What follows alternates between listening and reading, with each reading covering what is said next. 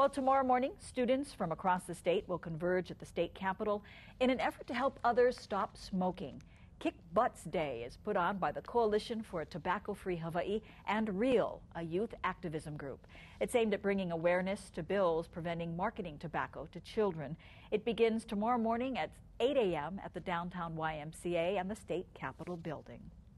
A report due out later this week will criticize states that have used tobacco settlement monies in order to balance their budgets. Now, while Hawaii is not expected to be among the top offenders, money from the settlement has been used for other purposes. Hawaii spends an average of $7 to $8 million every year on anti-smoking programs. All of that money comes from tobacco settlement funds. We've brought down smoking rates among our kids from about 25% down to only 10% of kids in the last decade. When Hawaii received its initial share of the tobacco settlement, 25% was set aside for tobacco prevention and the Control Trust Fund. However, that percentage continues to be lowered to 12.5% in 2002 and 6.5% in 2007. In 2015, the portion that went down to 6.5%, it should go back up to 12.5%.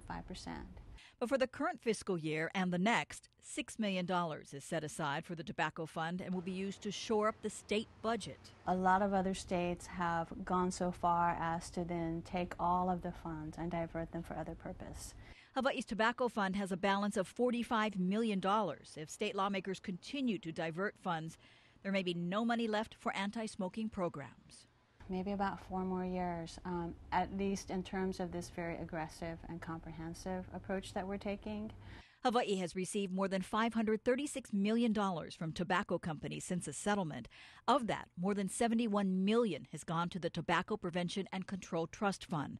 The lion's share, however, more than $464 million, has been used for other purposes, like the John A. Burns School of Medicine and the State Department of Health. We have to keep things going because that industry is not going away. Well, tobacco fund monies diverted to the School of Medicine and the State Department of Health go to other health initiatives. For example, a program that buys health insurance for low-income children.